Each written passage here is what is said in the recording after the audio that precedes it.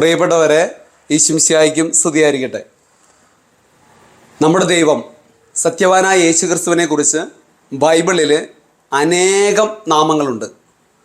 അതിൽ പ്രധാനപ്പെട്ട ഒരു നാമമാണ് ലോകത്തിൻ്റെ പാപങ്ങൾ നീക്കുന്ന ദൈവത്തിൻ്റെ കുഞ്ഞാട് എന്ന നാമം.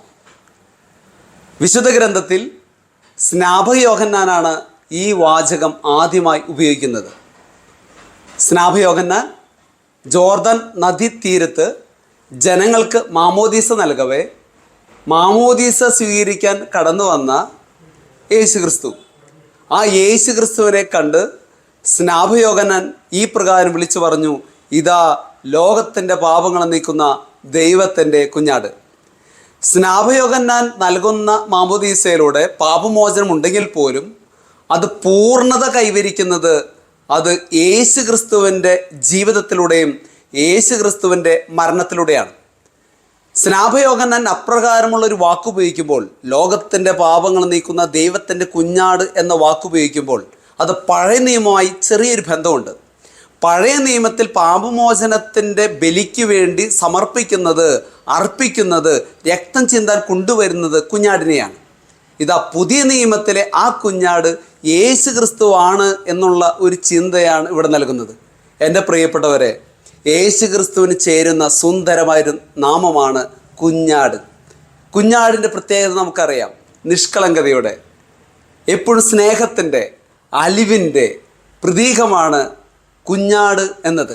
കുഞ്ഞാടിനെ ലാളിക്കാനും അവയുമായിട്ട് എപ്പോഴും ആയിരിക്കാനുള്ള ഒരു മനസ്സ് നമുക്കെല്ലാവർക്കും ഉണ്ട്. കാരണം അതിൻ്റെ സാമീപ്യം നമുക്കിഷ്ടമാണ്. എൻ്റെ പ്രിയപ്പെട്ടവരെ, കുഞ്ഞാടിനോട് താരതമ്യപ്പെടുത്തിയിരിക്കുകയാണ് യേശുക്രിസ്തുവിനോട്.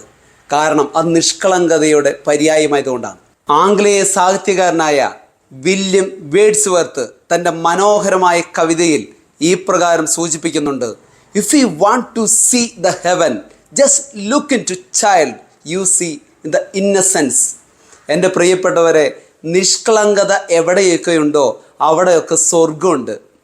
യേശുക്രിസ്തുവിനുണ്ടായിരുന്ന ചൈതന്യം നിഷ്കളങ്കതയുടെ ഒരു ചൈതന്യമാണ്. ആ നിഷ്കളങ്കത നമുക്കുണ്ടെങ്കിൽ നമ്മളിലൊരു സ്വർഗമുണ്ട്. വില്യം വേഡ്സ്വർത്ത് തൻ്റെ മനോഹരമായ കവിതയിൽ ഈ പ്രകാരം പറയുന്നു, if you want to see the heaven, you just look in to child, you will see the heaven of innocence. നിങ്ങൾ കുട്ടികളെ നോക്കുക, നിഷ്കളങ്കതയുടെ സ്വർഗം നമുക്ക് കണ്ടെത്താനായിട്ട് സാധിക്കും. യേശുക്രിസ്തുവിനുണ്ടായിരുന്ന പുണ്യം നിഷ്കളങ്കതയുടെയാണ്. അങ്ങനെയെങ്കിൽ നമ്മുടെ ജീവിതത്തിൽ നിഷ്കളങ്കതയുണ്ടെങ്കിൽ നമ്മളിലൊരു സ്വർഗമുണ്ടാകും. ഒപ്പം തന്നെ യേശുക്രിസ്തുവിനോട് ചേർന്ന് നിൽക്കുന്ന ഒരു ജീവിതം ഉണ്ടാകും. അങ്ങനൊരു ജീവിതം ഉണ്ടാകാൻ നമുക്ക് പരിശ്രമിക്കാം. ദൈവം നമ്മളെ അനുഗ്രഹിക്കട്ടെ.